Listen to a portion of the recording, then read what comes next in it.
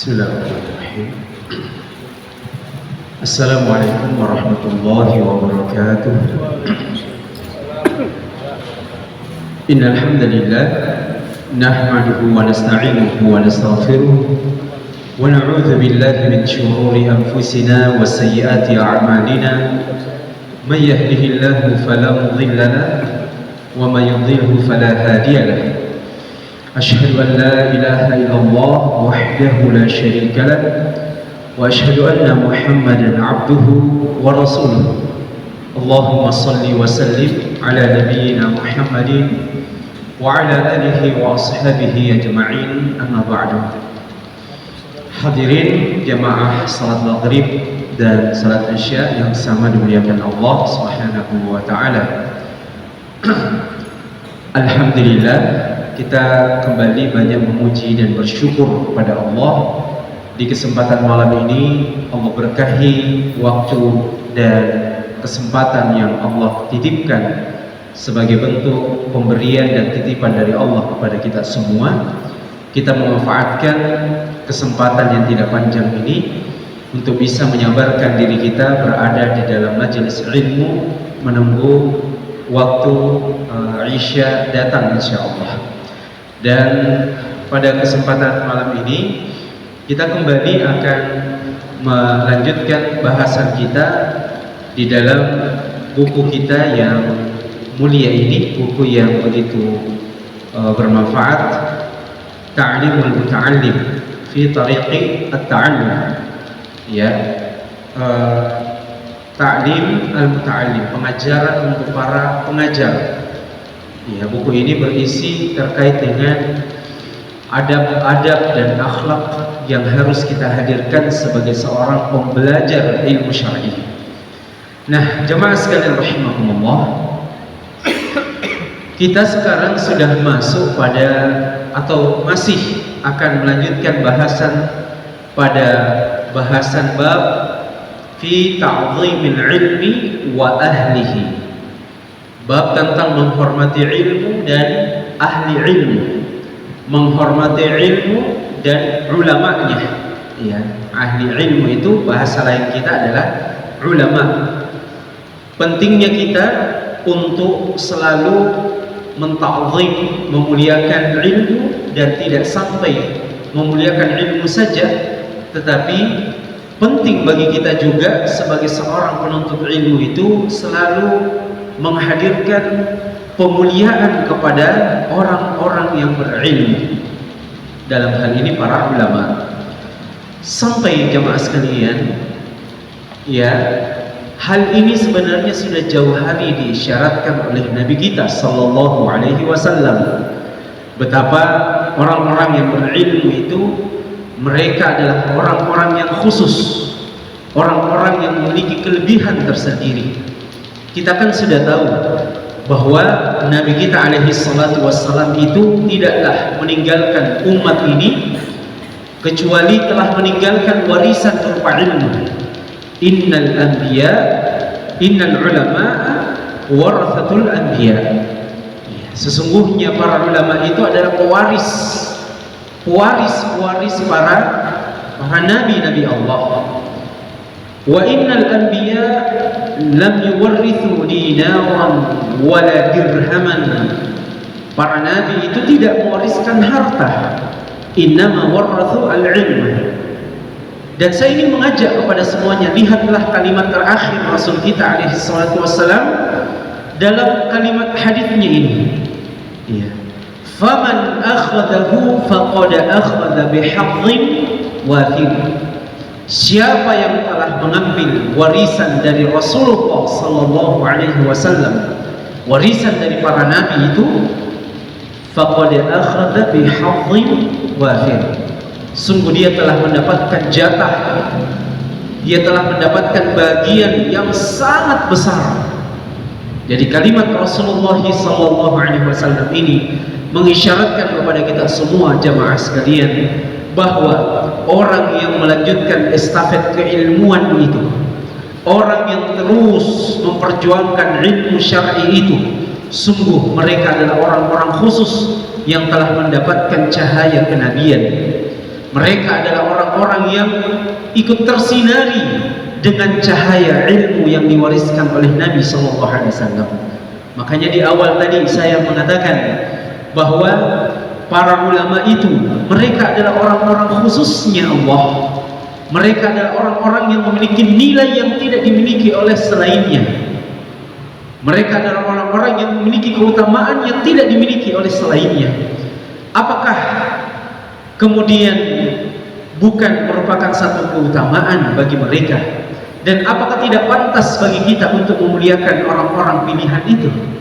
Nah, itulah sebabnya juga disyaratkan oleh Nabi kita alaihi salatu wassalam dari sahabat Abdullah bin Mas'ud radhiyallahu ta'ala anhu, bahwa Nabi sallallahu alaihi wasallam mengatakan, la hasada illa fitnatain. Tidak ada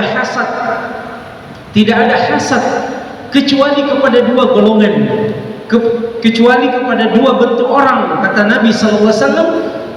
Perhatikan Rasulullah sallallahu alaihi wasallam katakan rajulun.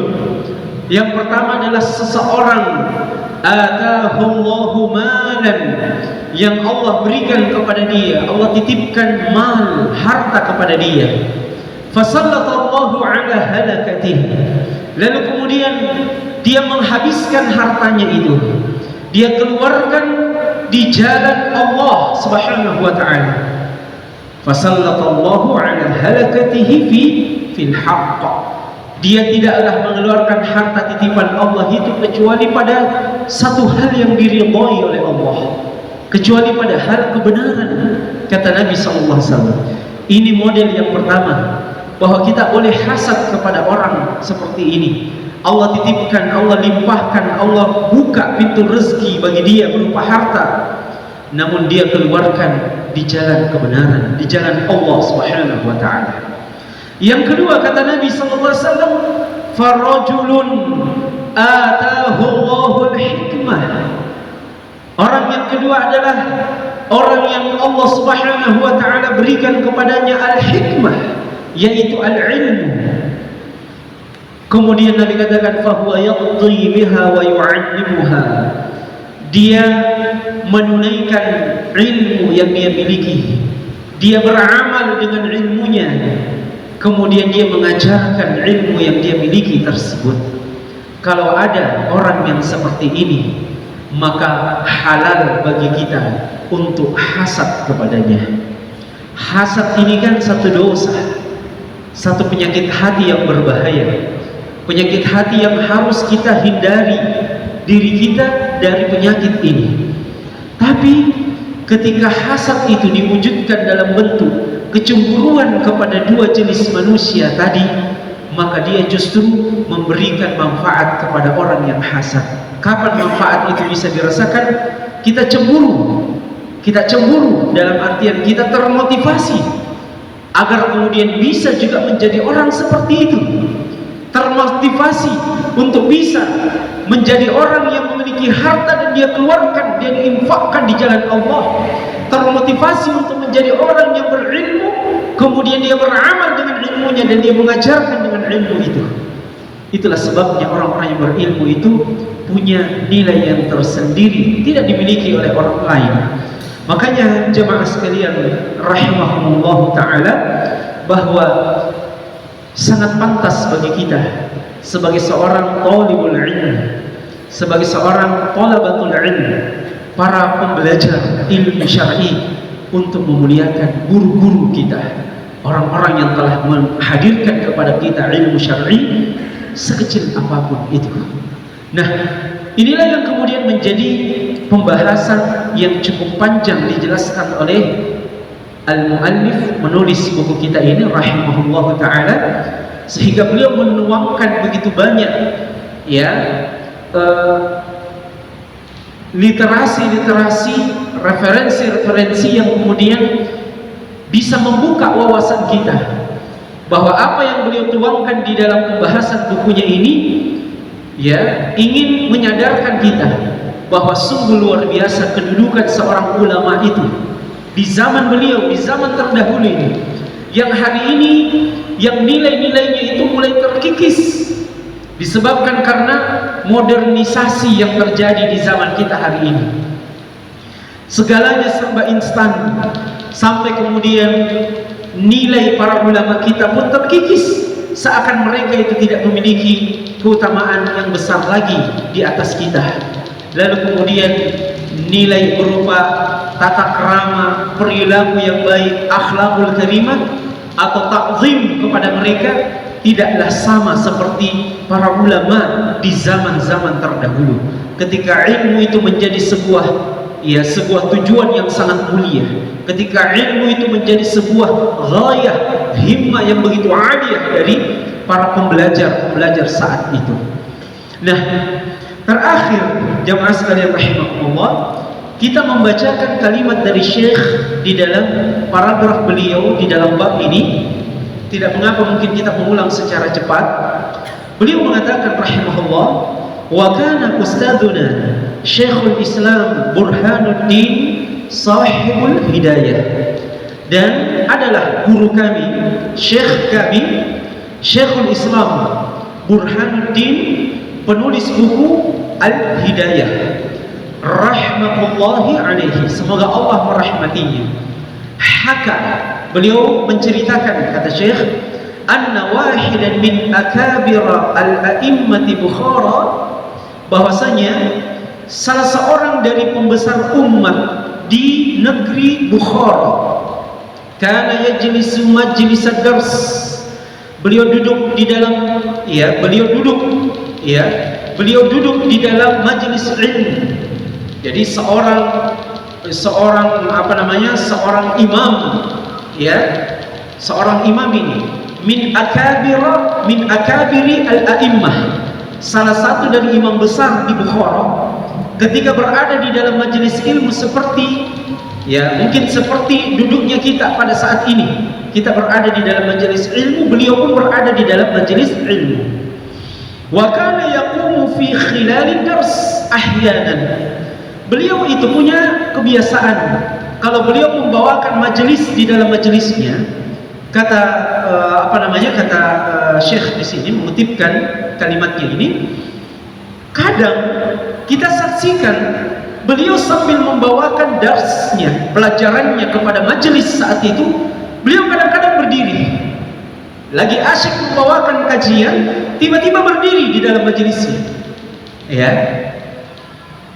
Fasa'alu anhu, para penuntut ilmu pada waktunya, karena melihat satu kegiatan yang berbeda yang selalu dilakukan oleh sang guru ini, maka mereka bertanya kepada sang syekh, faqal, kemudian maksudnya bertanya, mengapa engkau selalu berdiri, menyampaikan lagi materi kemudian kadang berdiri. Beliau menjawab, anna ibna ustadi yal'abu ma'as sibyani fi sikkati. Beliau mengatakan bahwasanya salah seorang dari anak guru saya, saat beliau bermajelis ilmu menyampaikan ilmunya ke jamaah saat itu, beliau melihat ada salah satu dari anak gurunya sang syekh tadi lewat dan bermain-main di satu jalan. Jadi melintas jalan begitu, anak dari guru sang syekh. Wa yaji'u ahyanan ila babil masjid, kadang anak itu juga mendatangi pintu masjid. Jadi dia berjalan di luar, sesekali anak itu datang mendatangi pintu masjid, kata sang syekh. Fa idza ra'aituhu aqumu lahu ta'ziman li ustadi, kalau saya melihat anak itu berdiri di pintu masjid, saya berdiri sebagai bentuk penghormatan kepada siapa? Kepada bapaknya itu anak. Siapa bapaknya itu anak? Gurunya sang syekh. Coba lihat Pak, lihat Bapak sekalian, bagaimana ilmu itu begitu dimuliakan dulu, bagaimana seorang ahli ilmu itu sampai terwariskan ke anaknya. Kalau kita kan masih juga alhamdulillah mentakzim, yang kuat batu-batu anak nastas kan ya, anak nastas, wajib gitu. Alhamdulillah masih ada yang begitu, walaupun kadang-kadang makan anak dan anak, pokoknya dia ditolong dan apalagi sekarang masih belakang atau dan direk, tapi mau juga di kandat tuh anak nastas, begitu kira-kira. Pertahankan itu Pak, bagus itu. Sebagai bentuk takzim kepada bapaknya, bahwa bapaknya itu adalah guru mengaji kita kan, yang mengajari Iqra kita kan, atau yang mengajarkan kita bahasa Arab atau apapun itu. Yang penting dia adalah guru kita. Tahan-tahan diri kita. Mudah-mudahan itu menjadi aplikasi kita memuliakan, ya, memuliakan ahli ilmu juga. Nah, kita lanjutkan kalimat Syekh di sini. Wal qadhi al-Imam Fakhruddin al-Arsabandi. Dan ada juga kutipan dari Syekh di sini, seorang qadhi al-Imam Fakhruddin al-Arsabandi. Kana ra'isal a'immati fi Marwi. Beliau ini seorang imam besar di negeri yang bernama Marwu. Ini satu negeri, satu wilayah di Khurasan. Ya, di Khurasan. Ini bagian, kalau sekarang itu di Eropa, di Rusia. Ya. Wa kana as-sultanu yahtarimuhu ghayat al-ihtirami. Kata Syekh di sini, pemimpin di daerah itu yahtarimuhu ghayat al-ihtiram, sangat-sangat memuliakan orang ini, sangat memuliakan Fakhruddin al-Arsabandi ini di negerinya. Para pejabat-pejabat negara, ini ulama ini, para pejabat-pejabat negara itu betul-betul memuliakan sang Syekh tadi. Bisa ditangkap sampai di sini. Jadi beliau ulama, tetapi para menteri, para pejabat, para pemimpin di negeri itu, di wilayah itu sangat-sangat memuliakan sang ulama ini. Nah, wa kana yaqul, beliau pernah mengatakan, innama wajadtu bihadzal mansib, saya mendapatkan kedudukan ini, maksudnya dimuliakan oleh para pejabat negara, orang-orang penting ini. Ya, ini bukan orang sembarangan yang menghormati, tapi para, ya, pemangku-pemangku kebijakan, para pejabat-pejabat negara, pejabat-pejabat teras pemerintahan saat itu. Kata beliau, saya mendapatkan kemuliaan ini, saya mendapatkan kedudukan ini bi khidmatil ustadi, karena dulu saya berkhidmah kepada guru saya. Perhatikan, perhatikan, bi khidmatil ustad, karena saya adalah orang yang suka berkhidmah kepada guru saya dulu. Kuntu akhdumul ustad al-qadhi al-imam Aba Yazid ad-Dabusi. Maka beliau menceritakan, saya dulu berkhidmah kepada guru saya al-qadhi, seorang qadhi juga, al-imam, seorang imam besar, Aba Yazid ad-Dabusi, seorang ulama bernama Abu Yazid ini. Wa kuntu akhdumuhu wa atbakhu ta'amahu 30 sanah. Dan saya berkhidmah kepada beliau itu bentuknya adalah saya memasak, menyiapkan makanan untuk guru saya selama 30 tahun. Selama 30 tahun tugasnya beliau ini menyiapkan makan untuk gurunya. Wala akilu minhu syai'a, dan sedikit pun saya tidak memakan jatah untuk beliau. Jadi apa yang dimasak khusus untuk gurunya, tidak ada sedikit pun yang dimakan oleh sang syekh yang memasak tadi. Lihat, satu perbuatan yang begitu takjub, yang begitu luar biasa, yang mungkin hari ini tidak lagi kita dapati. Ditahu ji murabita kodok lagi kurang, terdampak, lagi sakit, lagi apa, lagi pokoknya lagi semua mi. Tapi emang ini apa? Ya, pace doang datang lah salah. Sama-sama pace. Tidak begitu. Rezeki itu ya, ada yang langsung, ada yang tidak langsung. Subhanallah. Kalau yang langsung itu kita sebagai pegawai, kita sebagai pekerja, ada honor bulanan, ada honor pekanan dan seterusnya. Sudah jelas. Ada yang tidak langsung, yang datang dari arah yang tidak disangka-sangka. Bahkan kadang terasa lebih berberkah dari rezeki yang langsung tadi. Ketika kita berkhidmah kepada sang syekh, guru kita misalnya, kejadian yang terjadi, tidak usah kita cerita yang lain, yang ini saja. Perhatikan, saat beliau berada pada marhalah menuntut ilmu dari seorang guru, maka beliau mencoba untuk melakukan sebuah akselerasi, tindakan yang mungkin tidak dilakukan oleh semua pembelajar saat itu. Tapi lihat hal yang luar biasa yang beliau lakukan. Bersabar di bawah pengasuhan dari gurunya.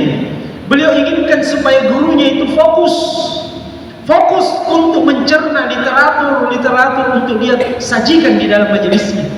Karena seorang yang mau maksimal di dalam mengajar itu, jamaah sekalian, dia butuh membuka banyak referensi.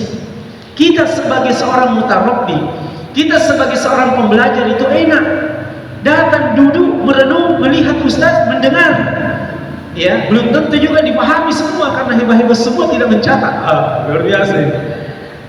Padahal sang guru ini subhanallah sudah buka apa yang mau disampaikan sebentar. Masya Allah. Ya, ada dulu saudara kita di Istiba itu, kalau dia membawakan takdim maghrib isya, tertutup gorden ranjangnya, tidak mau diganggu. Seharian dia kerjanya membuka buku, tidak mau diganggu sampai sore dia begitu. Iya, dia membaca betul, mencari referensi apa yang mau disampaikan. Ya, kemudian kita datang, duduk di dalam majelis, mendengar dengan duduk cantik, masya Allah, enak, enteng kita. Tapi untuk menyajikan sebuah sajian ilmu itu, kita kadang mengatakan, subhanallah, bagus sekali penjelasannya Ustaz. Iya, tidak diketahuinya jadi 2 malam kita mencari-cari buku, mencari-cari bahan, 3 malam. Luar biasa. Imam Malik menjadi seorang imam Darul Hijrah. Siapa yang tidak mengetahui sebuah nama yang besar di kota Madinah, imamnya di kota Madinah, ahli fiqhnya di kota Madinah. Beliau bisa sampai pada derajat seorang imam, gurunya Imam Syafi'i rahimahullah. Kitab hadis pertama dituangkan dalam buku dikarang oleh beliau, Al-Muwatta, punyanya Imam Malik rahimahullah. Beliau bisa sampai pada level seperti itu, menyajikan sebuah majelis yang luar biasa. Istrinya pernah mengatakan, saya pernah menyuapi suami saya di malam hari, disuapi sambil dia murajaah bukunya, sambil dia membaca, sambil disuapi makanan. Tidak sempat kalau mau makan sendiri. Tidak sama kita. Sebelum tarbiyah, palu basah ronde, masih bisa begitu. Sebelum taklim, kenapa dulu Mbak Lian juga boleh. Nah, kemana? Sebentar dulu, sebentar sekali, 10 menit. Kita masih ada waktu. Seperti Imam Malik tidak ada waktu untuk makan sendiri pun, ya, habis waktunya. Bahkan istrinya mengatakan kadang beliau salat subuh dengan wudhu yang dipakai salat isya. Banyak belajarnya, banyak murajaahnya. Makanya beliau di antara ulama yang mengatakan salat tahajud, ya, kita mencoba untuk membandingkan murajaah pelajaran itu lebih afdal daripada salat malam. Iya, daripada kita mengerjakan salat malam. Kenapa? Salat malam itu untuk kita aja manfaatnya. Murajaah pelajaran itu untuk dirinya dan untuk umat yang akan dia sampaikan ilmunya ke mereka. Cukup. Itulah sebabnya Al-Imam Malik memiliki pendapat, ketika kita berada di dalam sebuah majelis ilmu kemudian kita terlambat masuk ke masjid, maka yang afdal saat itu apa? Salat sunnah tahiyatul masjid atau langsung duduk? Langsung duduk. Sebab majelis ilmu itu wajib. Salat sunnah tahiyatul masjid itu hukumnya sunnah. Ya, karena ilmu. Beliau ini terkenal sebagai seorang yang begitu menjaga ilmu. Menjaga ilmu. Ya. Nah, berkhidmah kepada seorang ahli ilmu. Ini yang dilakukan oleh sang syekh tadi. 30 tahun lamanya beliau bersabar. Kadang kita subhanallah baru berapa bulan tidak sabar dengan gurunya, dan seterusnya. Ya. Ini 30 tahun beliau melewati masa proses menuntut ilmu bersama dengan gurunya, dan selama 30 tahun beliau yang masak makanan untuk gurunya. Tidak usah gurunya itu pusing dengan makanan, cukup saya saja yang mempersiapkan makanan. Belajar lagi terus, begitu kira-kira. Dan yang hebat dilakukan beliau adalah wala akilu minhu syai'an. Saya tidak makan sedikit pun, karena sudah diniatkan memang untuk gurunya. Ya, dia bilang, kebanyak jadi kayaknya, sedikit dulu untuk saya. Tidak, dikasih semuanya untuk gurunya. Apa yang terjadi dari khidmah seperti ini jemaah sekalian? Balasan yang Allah berikan kepada beliau, Allah gerakkan hati manusia, termasuk di dalamnya para pejabat-pejabat tinggi negara, untuk yahtarimuhu ghayatal ihtiram. Mereka semua itu ihtiram kepada sang murid dari syekh tadi. Ini luar biasa. Ya, ini luar biasa. Jadi benar ketika Allah mengatakan hal jazaa'ul ihsani illa al-ihsan. Ketika kita melakukan kebaikan itu akan kembali kepada kita sendiri. Mungkin saat itu belum terasa oleh kita, tetapi yakin Allah tidak pernah la yudhi'u amalan muhsinin. Allah tidak menyia-nyiakan amalan orang-orang yang berbuat kebajikan. Ketika kita berkhidmah, kita mungkin butuh, kita mungkin lapar, kita mungkin haus, kita butuh makanan atau minuman itu. Tapi mungkin kita mau menjadi seorang pembelajar yang baik, kita kirimkan dalam kotek atau puli kepada karena pernah dikirimkan, tapi tidak pernah lagi. Ya, mana Andi ini tidak pernah muncul dalam taklim ini, tidak tahu apakah di taklim begini tidak pernah muncul atau di taklimnya ustaz yang lain. Ya, sebab kadang-kadang ikhwah lebih serius, lebih bersemangat pergi di lapangan memanah daripada muncul di majelis ilmu. Ini juga minta tolong ustaz, soroti dulu ikhwah ini. Berpagi-pagi sekali ada di lapangan, ya ada jagoan 50 meter nak esok ya. Tapi di majelis ilmu tadi pakai bomba, tidak pernah dilihat batang hidungnya. Salat berjamaah mudah-mudahan tidak masbuk juga, ya. Jangan salah fokus, ya, jangan salah fokus. Menuntut ilmu ini insya Allah tidak kalah dengan memanah. Memanah juga satu kemuliaan khusus. Menuntut ilmu juga punya kemuliaan khusus. Maka seimbangkan. Atau kalau bisa, ya kita lah yang tahu bagaimana kita mengatur waktu kita. Ya, saya pernah dibawakan dalam kotek terdepuli sampai uminya di rumah bilang, barusannya dia makan dalam kotek seenak itu, baunya. Tapi itu dulu. Kali-kali kami muncul lagi, tidak pernah lagi ada kita. Ya, subhanallah. Tidak ini ada intermezzo istilahnya, tak? Singgungan-singgungan yang menyinggungnya. Ya. Ada kaidahnya bahasa Arab itu, orang Arab bilang begini, al-labib yufhamu bil isyarah. Al-labib itu kan kalau zamannya ulul albab ya. Orang yang berakal itu mengerti dengan isyarat. Disentam menjelah syab. Ada buli itu. Tamalaki. Perunas. Cocok. Iya. Kasakin lamanya itu jadi dilupain biji dulu. Baik. Kalimat berikutnya, Syekh mengatakan, wa kana Syekh al-Imam al-Ajall Syamsul A'immati al-Halwani rahmatullahi alaihi. Dan suatu saat, pernah satu ketika, Syekh al-Imam al-Halwani, semoga Allah meridai beliau, qad kharaja min Bukhara. Beliau pernah keluar, ya, pergi dari Bukhara. Bukhara ini negerinya Imam Bukhari, ya. Wa sakana fi ba'dil qura ayyaman li hadithatin waqa'at lahu. Beliau pernah keluar dari negerinya, dari Bukhara ini, dan tinggal selama beberapa hari di sebuah desa, di salah satu desa, karena ada masalah yang beliau hadapi di Bukhara ini. Ada masalah. Coba perhatikan, seorang imam besar ada masalah di negerinya sampai dia mesti keluar dari situ karena ada masalah di situ. Dia keluar dari Bukhara. Wa qad zarahu talamidhuhu ghair Asy-Syaikh Al-Imam Syamsul A'immati Al-Qadhi Bakar bin Muhammad Az-Zaranjari.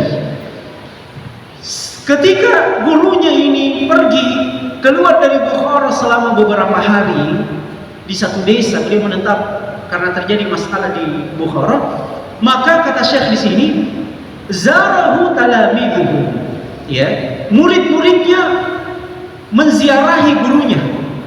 Coba baru beberapa hari tidak ada majelis ilmu, murid-muridnya ini berinisiatif, ayo deh pergi jemuki Ustaz, gitu bahasanya mungkin. Ayo pergi lihat dulu Ustaz. Ya, ayo kita pergi ziarahi guru kita, murabbi kita, Ustaz kita, gitu. Ya, dan ini dilakukan oleh murid-muridnya kecuali satu muridnya tidak ikut dalam rombongan berziarah ke gurunya tersebut. Satu itu bernama Asy-Syaikh Al-Imam Syamsul A'immati Al-Qadhi Bakr bin Muhammad Az-Zaranjari. Seorang syekh juga, seorang ulama besar juga. Ya, jadi seorang guru melahirkan murid yang juga guru besar gitu. Nah, Syekh Bakar ini tidak ikut rombongan, padahal dia termasuk muridnya tadi.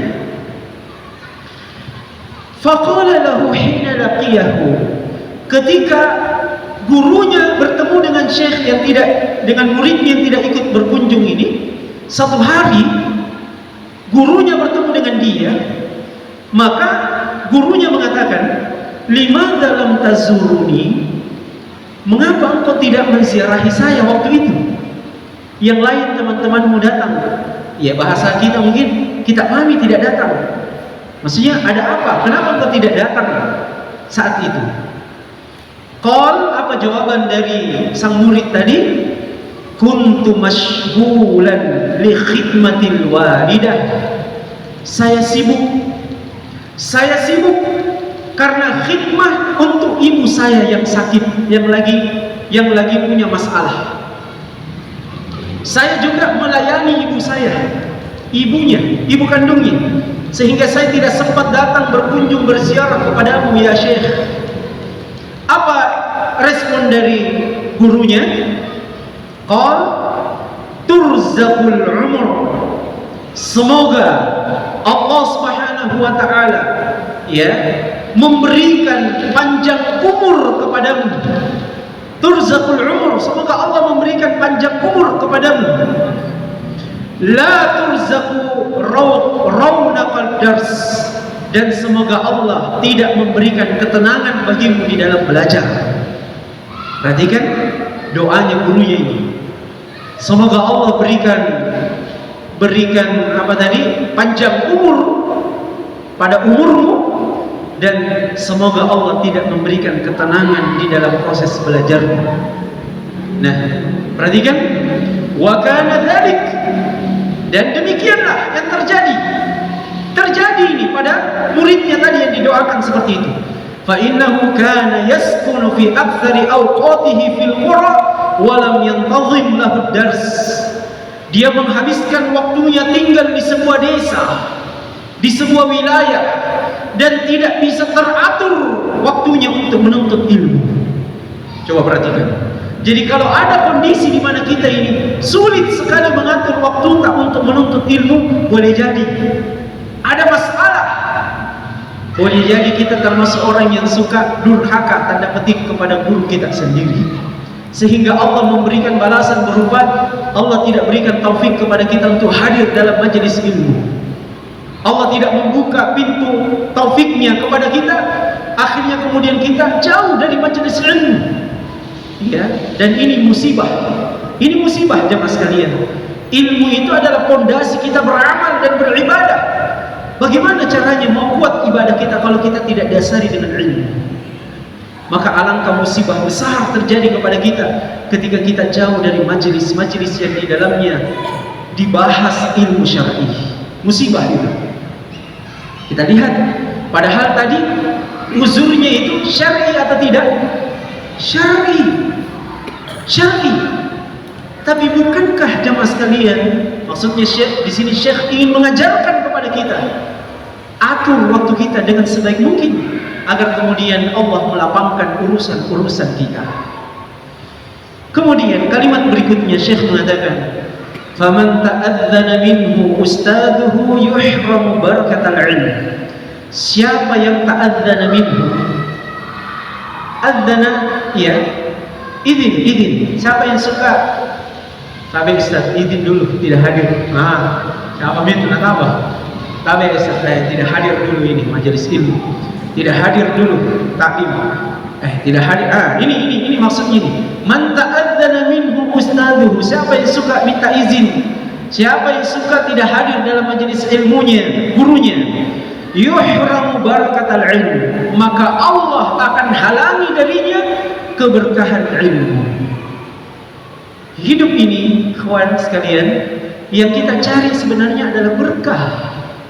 Harta walaupun banyak tapi tidak berkah, percuma. Silahkan kita buka Google.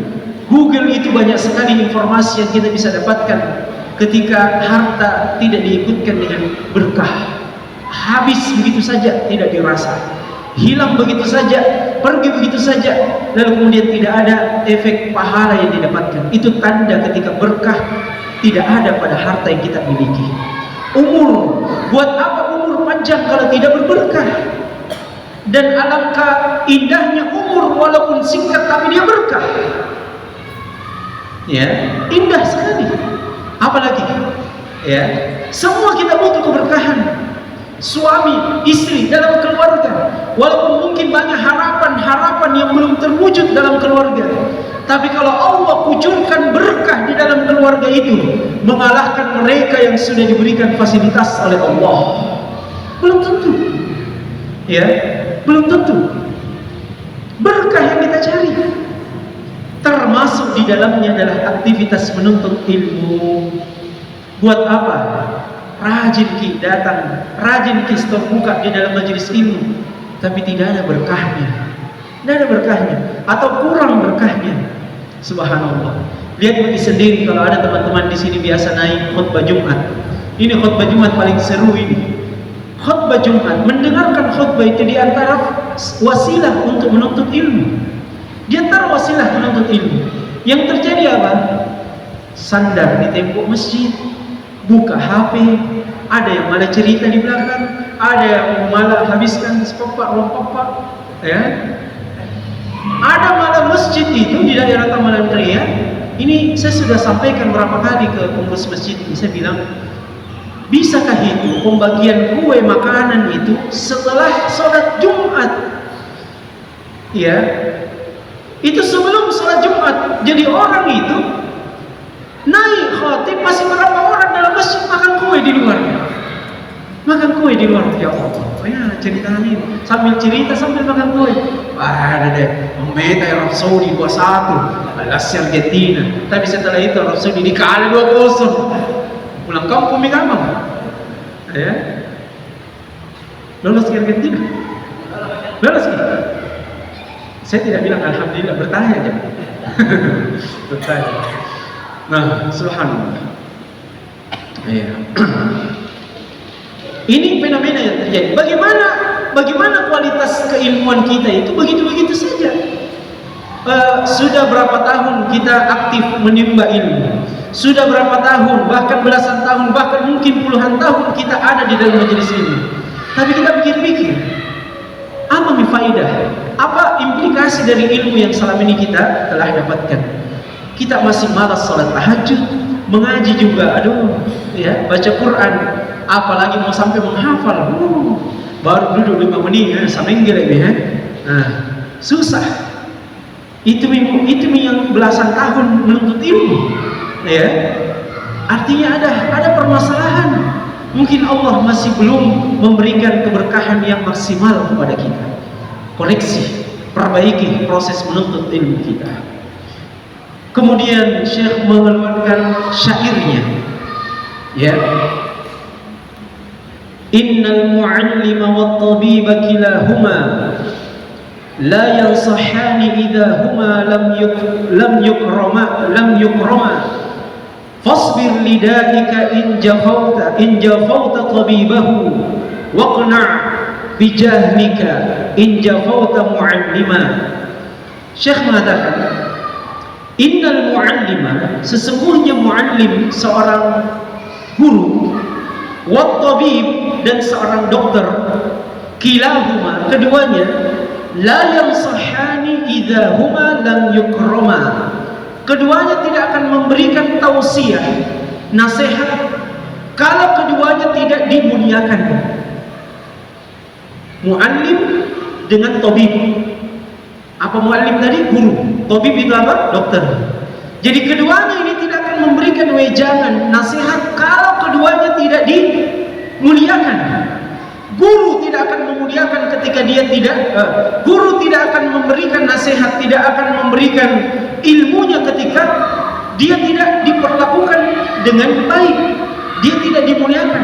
Dokter bisa-bisa ngasih resep salah-salah, ya. Dia tidak akan memberikan nasihat-nasihatnya, hindari ke ini, hindari ke ini dan ini. Kalau dia tidak dimuliakan juga, ya. Kemudian fasbir lidaik in jafauta tabibahu, ya. Rasakanlah penyakitmu jika kamu tidak marah kepada dokternya. Kalau kita tidak ramah, kita tidak memuliakan dokter, dokter tidak mau memberikan resepnya, atau dokter masih setengah-setengah di dalam memberikan anjuran, ya, tipsnya supaya kita sehat dari penyakit itu, maka kata Syekh di sini, wasbir, bersabarlah dengan penyakitmu. Resikonya adalah kita masih tinggal dengan penyakit yang kita rasakan. Waqna' bi jahlika in jafauta mu'allima. Dan kata Syekh di sini, nikmati jahilmu, kebodohanmu, ya, karena kamu tidak menghormati gurumu juga. Nah, ini ada berkah di situ. Kita akan terus berada dalam kebodohan ketika kita kasar kepada guru, ya. Jafau ini kan berbuat kasar, kalimatnya tidak sopan, tidak memuliakan. Sekarang ini oknum pembelajar hari ini, subhanallah, ketika dia tidak berguru lagi kepada sang guru, kepada sang ustaz, begitu mudah lisannya untuk menjatuhkan kehormatan mantan gurunya. Jangan mengambil ilmu dari sana, sesat dan menyesatkan itu. Luar biasa ini kalimat, ya. Padahal dia tidak bisa baca Quran kecuali lewat gurunya dulu, lewat perantaraan wasilah dari gurunya. Setelah Allah Subhanahu wa taala tentunya. Dia pandai berbahasa Arab karena gurunya tadi. Iya, yang mengajarkan, yang begitu sabar. Padahal ini dulu deh susah sekali. Ya, disuruh saja merangkai, ya, ati jumlatan mufidatan, disuruh mendatangkan kalimat yang mufid saja, ya. 3 bulan lamanya baru dia paham itu apa yang dimaksud dengan jumlah mufidah. Tiba-tiba dia sudah menjadi seorang yang jago membaca kitab gundul, tiba-tiba dia mensesatkan gurunya yang pernah mengajarkan dia bahasa Arab. Nauzubillah. Ya, kalau ada yang tidak disepakati kan bisa jadi tahan diri tak. Ya, sebagai bentuk kita berterima kasih kepada guru kita dulu, maka paling tidak kita tahan diri kita. Kalau ada, bahkan kalau bisa ada kalimat-kalimat dari orang lain yang menjatuhkan guru kita, itu kita yang antar dia, kita yang putus. Tidak begitu. Dulu waktu saya sama beliau begini dan begitu, tidak benar itu. Mestinya begitu. Bukan justru kita yang balik menyerang, ya, balik menyerang kepada guru yang telah mengajarkan sedikit ilmu kepada kita. Saya ada waktu, Ustaz? Selesai? Kalau di sini panjang waktu apa rasa? Ya, bersabar sedikit. Kalimat berikutnya, dan mudah-mudahan ini terakhir, ya. Hukiya annal khalifata Harun ar-Rasyid. Ada khalifah dulu namanya Harun ar-Rasyid. Dikisahkan bahwasanya beliau ini Khalifah Harun ar-Rasyid. Ini diantara khalifah pemimpin Islam yang luar biasa hebat. Dikisahkan bahwasanya beliau ini, kata Syekh, ba'atha ibnahu ilal Asma'i. Beliau mengutus salah seorang anaknya untuk berguru kepada seorang guru yang namanya Al-Asma'i. Ya, sang guru ini namanya Al-Asma'i. Liyu'allimahu al-ilma wal adab, agar sang guru ini mengajarkan anaknya ilmu dan adab. Ilmu dan adab. Jadi sang khalifah mengirim anaknya untuk berguru kepada sang Syekh Al-Asma'i rahimahullah, untuk anaknya ini diajarkan ilmu dan adab. Ilmu dan adab.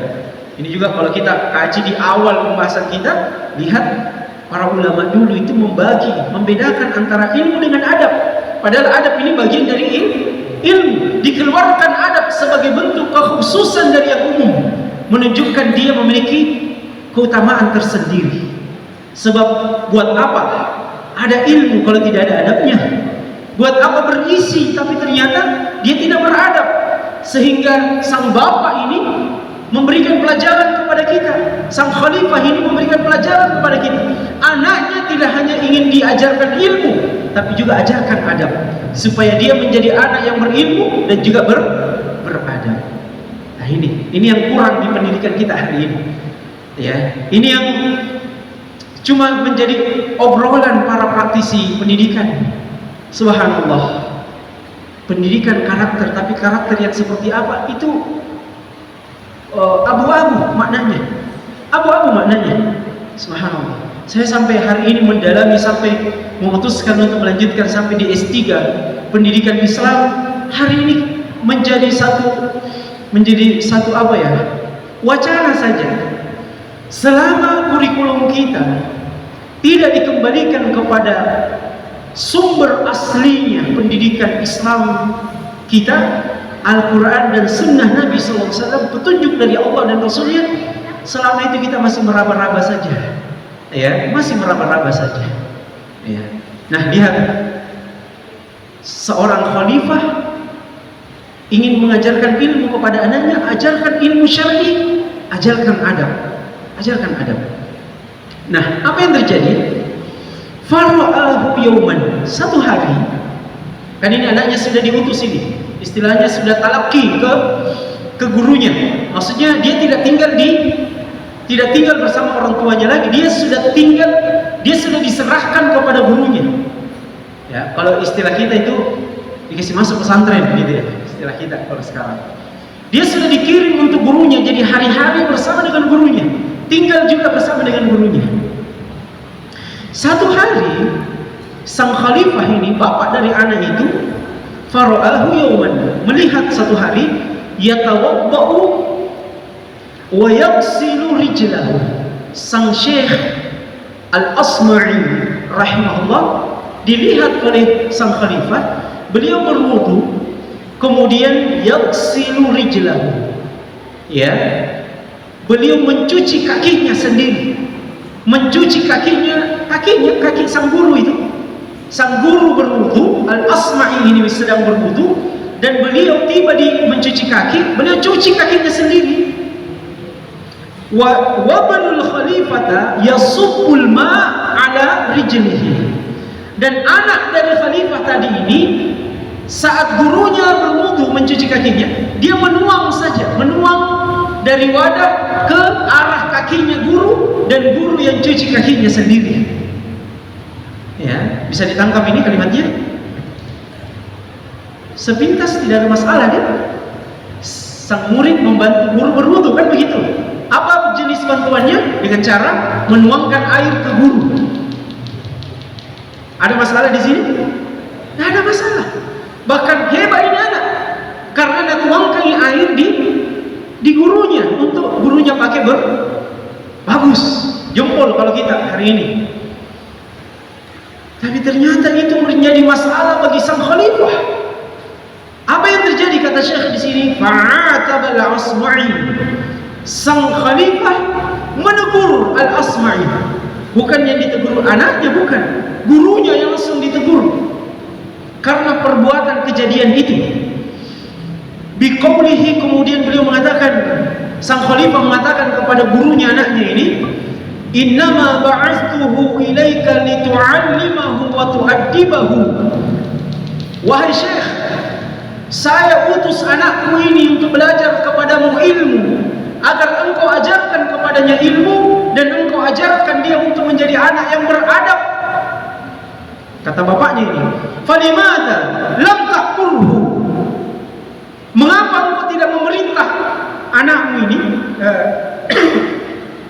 anak muridmu ini, mengapa engkau tidak perintah dia bi an yasubbal ma bi ihda yadayhi, untuk menuangkan air kepadamu itu dengan salah satu tangannya, wa yaghsilu bil ukhra rijlak, dan tangannya yang lain itu mencuci kakimu.